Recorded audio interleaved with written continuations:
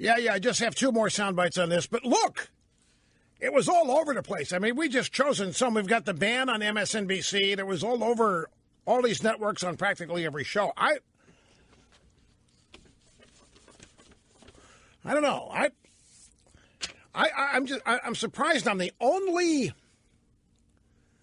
person who had that reaction in the media. I guess I shouldn't be, but I am. To the Trump press conference. Anyway, greetings, folks. Great to have you here. Telephone number, if you want to be on the program, 800-282-2882. And the email address, lrushbo@eibnet.com. You know what, Mike? Grab Brit Hume. This is quite illustrative, too. It's number 20. Have somebody number 20 standing by for you to plug in here in just a second. This business that Trump doesn't like scrutiny. And folks, you'll forgive me. I'm really not trying to interject myself into this, but in order to actually be complete in trying to make my point, I think I can trade on personal experiences I've had with the media to make the point that I'm trying to make here. And I predicted what happened, and it happened. Predicted what would happen, and that is that the narrative of that press conference would change from Trump and whatever he did or didn't do with donations to the vets to Trump's behavior, to Trump not wanting scrutiny, to Trump bullying the media, to Trump this, which is what happened. What that really shows is that Trump can change the media narrative, and they hate that too. They didn't want the media narrative changed, but they had no choice. Once Trump took it in that direction, they had to report it, and they love it when it becomes about them. Most people do. And so they were very at home and very comfortable changing the narrative or the soap opera storyline, the script, to how mean Trump was and how Trump's mean and he bullies the media and he doesn't like scrutiny and Trump wants a compliant media like Putin has. We already have that. It's the point. We have a state-controlled media. You know, I say this. People think that I'm joking, and I halfway am. But we have a slavish media. We have a White House press corps that doesn't have a single Republican in it. We have a White House press corps and have had for all of the Obama administration, which has never once been adversarial with him. They have never once explored the details of Obamacare. They have never once exposed any of the lies Obama told in selling and promoting Obamacare. Not a single time. The press, as we have discussed on countless occasions, when they cover Obama, it's from one standpoint. Will Obama get what he wants? Will Obama succeed? Will the villains, will the Republicans succeed in stopping Obama? Will these mean Republicans deny Obama what he wants? And that's the coverage. So when Obamacare came up, it wasn't what's in it. And whenever anybody did expose the contents, they were attacked as people who were partisan and couldn't be trusted and were doing everything they could to deny Obama his signature achievement. What his signature achievement was of no concern to the media. So this business of Trump wants a state-controlled media, we, for all intents and purposes, where Obama is concerned, we have it. With state-controlled media, as far as we're concerned, we have it with Hillary.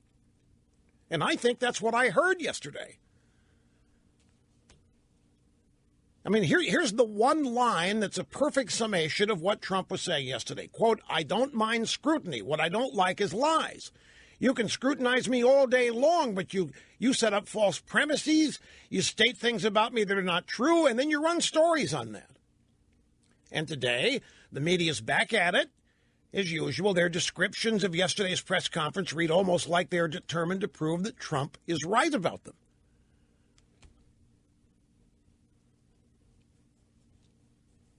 You know, you can't imagine. Hillary Clinton has had a press conference. What are they counting in days? 170 days? Hillary Clinton has a press conference in half a year. And the last press conference she did was at the UN. And it ended when the press started getting too close because Hillary chose a United Nations press corps that she didn't think was up to speed on her email problems and other things, her lack of book sales and this and that, and they were. because that was largely in some of the international press. But the minute they got close, she canceled it, walked out. Yesterday, Judicial Watch deposed a bunch of Clinton associates, and it was, I don't recall. I forgot. I didn't know. 40, 50 times. Cheryl Mills, I don't know. I don't recall. I didn't know. I had no idea. I wasn't aware. But there's no scrutiny of that. There's just reporting of it. And then maybe even some slight applause for Mrs. Clinton escaping the evil clutches of the partisan operatives at Judicial Watch. I mean, let's not fool ourselves here and get off point and pretend that anything has changed with the media. The media is still walking agents of the Democrat Party, and their objective is the advancement of the Democrat Party agenda, whatever it happens to be. And part and parcel of that is discrediting as much as they can people that stand in the way of the advancement of that agenda, wherever they are found. Brit Hume, listen to this. This is not criticism of Brit Hume. This is fascinating, in fact. Brit Hume is a longtime journalist. He is a veteran of many years in the business. ABC News, Fox News. He's been there, done that, seen it all. And he was on with Megyn Kelly last night. And she said, Trump basically said, this is who I am. Get used to it. I'm not changing.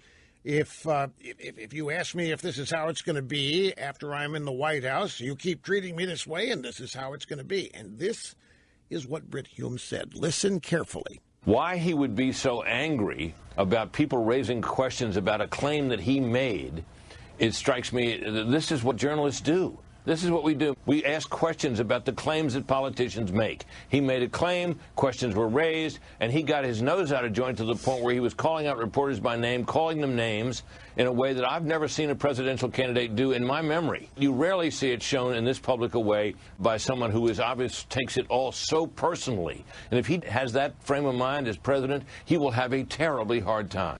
Wait a minute. You mean it isn't personal? All this time, and it's not personal?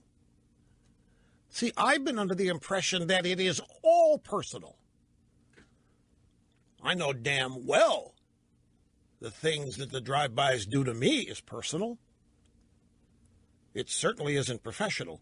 But then, even before that, why would Trump be so angry about people raising questions about a claim that he made? Strikes me, this is what journalists do. This is what we do. Okay, so translated, that means what journalists do is not believe what people say, treat them as liars, and demand that they prove that they are not. I first became aware of this. The terminology is very clearly, I remember early on in this program, I went and did a Rush to Excellence performance somewhere, it might have been Baton Rouge, Louisiana, and we held the event in a place that held, I think, 3,000 people, and there were two protesters outside. And the media called and talked to me about the two protesters. Not what happened at my event, not what I said, not that 3,000 people loved it, but they wanted to know my reaction to the two people, a mother and daughter, who showed up outside the event. It was a pathetic protest. And in their coverage, Limbaugh claimed two people, only two people. I didn't claim anything. I stated it was true. The use of the word claim, I am convinced, is taught in journalism school. So whoever the media is covering says something. They assert something or they explain something, it's immediately treated as a claim, which means it isn't true necessarily. Could be, but we don't know yet because this guy is powerful and therefore he's a liar. The odds are he could be lying. So we have to treat this as a lie, which means we have to automatically distrust. We have to automatically suspect what somebody says to us. And we do that by referring to it as a claim. As you go forward reading news, look for that word. You'll find it in practically every story that's about a person. So-and-so claimed that when I would explain, they'd ask them, how large is your audience? I'd give them the numbers that come from radio research, audience research group. Limbaugh claims an audience of, but they go find some critic that doesn't have access to those numbers and ask him what he thinks. He happens to be a so-called expert in talk radio that nobody's ever heard of. No, Limbaugh's audience is about half that. Limbaugh claims his audience is what it is, would lie about it if it can be disproven. But the story ends up being, and I am lying, that the expert at the trade magazine is the guy who knows really what the truth is. And this is how they do it. That's why I'm upset when anybody in the media claims I said something, because it's an automatic statement of we think you're lying. And we're going to tell our readers that you're lying. And we're going to tell our readers that we don't trust you. And we're going to tell our readers that we're going to be investigating you, and we're going to get to the bottom of you because you're claiming things. Take some time to actually notice that the use of that word as you go forth reading news. It's still used. It's constant. And as Brit Hume says here, we journalists don't understand why. This is what we do. We don't trust you. We don't believe you. We investigate you. Fine. But you don't investigate Bill Clinton. You don't investigate Hillary Clinton. You don't investigate Barack Obama. You don't investigate their policies. You don't investigate the results of their policies. All you do is try to expose the critics of those policies as somehow flawed, dishonest, or what have you. Even there's this book now made into a movie, Clinton Cash, out there. You can't get it noticed by the drive-by media. And when it is noticed, the author claims. Peter Schweitzer claims in his book, Peter Schweitzer claims that Mrs. Clinton, Peter Schweitzer claims that Bill Clinton. But Hillary Clinton never gets a question about the specifics. And all Peter Schweitzer's doing is what we're told journalists are supposed to do. He's investigating. Hillary has claimed that the foundation is doing this, and she's claimed that she's raised this money. She's claimed that she got this for speeches. Well, Schweitzer's out there investigating it. Schweitzer's the bad guy. In the drive-by media, Schweitzer's the bad guy. And look, it's all Trump is doing here. I actually think, if you want to know the truth, in his own way, Trump loves scrutiny. Trump loves the attention. Trump's proud of what he does. He's proud of his achievements. He's proud of the buildings he built. What he doesn't like is when people don't believe that he did what he did, don't believe him when he says what he says, and try to expose him as a liar, which is what this was.